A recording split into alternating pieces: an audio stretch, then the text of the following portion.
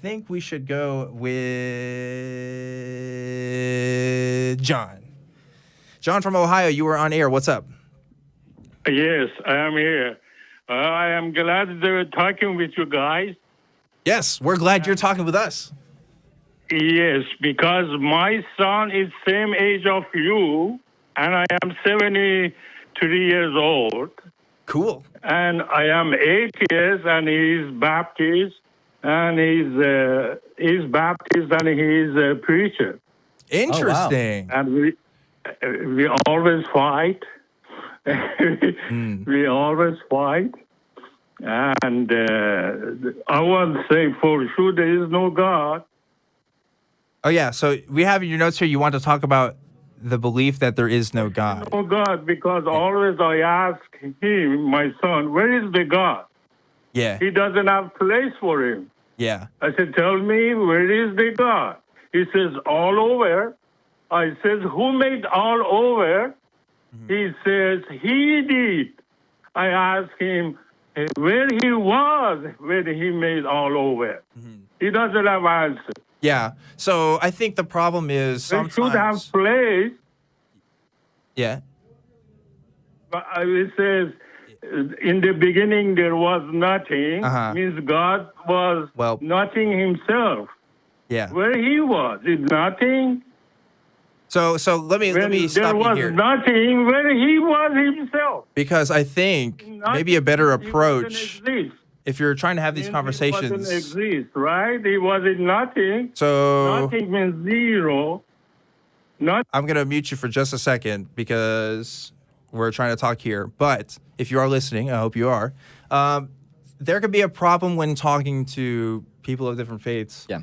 Because we try to throw these syllogisms out there with these logical arguments, or we try to show some sort of paper or something that says, oh, look, this says that your belief in young earth creation is total bunk. And cognitively as human beings, that's hard for us to ingest. So the way that we like to approach having those kinds of conversations is, one is kind of like a street epistemology method, which is just asking questions about their belief and making sure that we have a full understanding, and then asking questions about how we can verify that the belief is true. And that takes an individual contextual basis, and is a lot longer sometimes, as evidenced tonight. When you have those kinds of conversations, it's not just a quick point 1, point 2, therefore point 3. Yeah.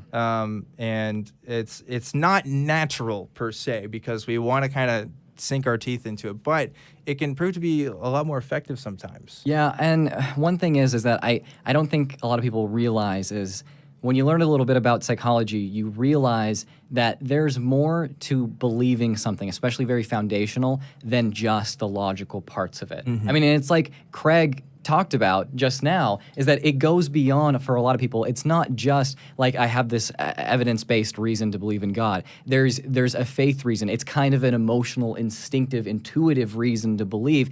And most of the time, that's a lot stronger. That's what you have to end up overcoming. And you can't overcome that for another person.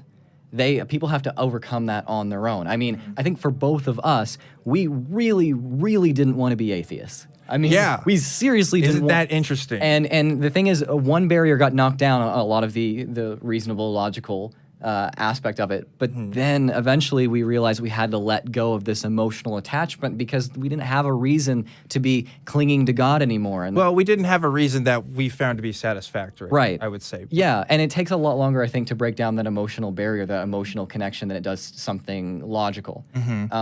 And the fact that you're a father and son having this conversation adds a whole other element to that, making it very, very difficult.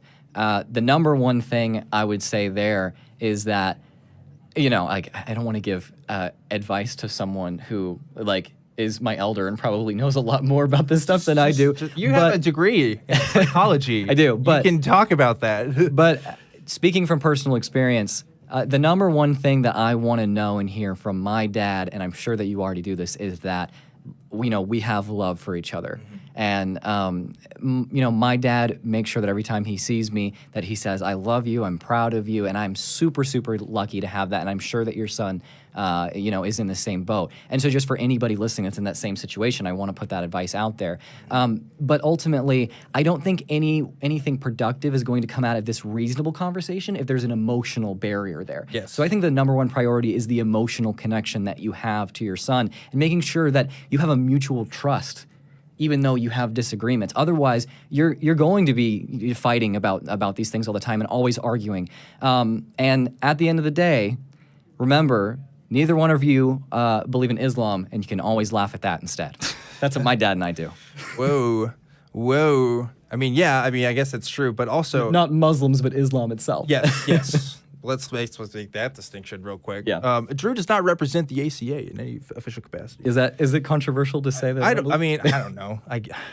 People. Anyway, I think the most important thing is before you even decide you want to have a conversation about this is that you kind of validate your identity as a father to your son. And, first, because like Drew was saying, these can be kind of emotional issues. And I think that it's an act of love that you want to engage with your son about these issues. Yeah. Because that says that you care about him enough to where you think that, from your perspective, that they should know better and that they're capable of doing that. Because I wouldn't talk to, at least I don't think I would try to talk to somebody that I don't think could change their mind about anything or who doesn't care about the truth, because that's a waste of time on our part. But the fact that, one, that you even are having these conversations is a good thing. Don't let that fool you.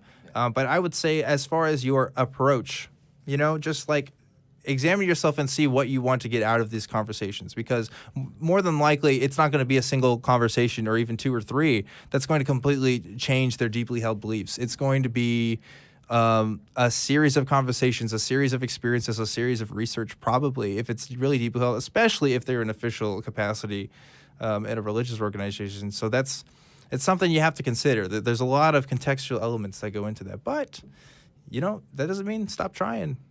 Keep at it. You never know what kind of seeds you can plant in people and see what grows from there. So hope that helps, John. That was an interesting call. It'll never be a waste of time to show love to your family. Yes, for sure. Okay, so the next call that I have here is from Chuck.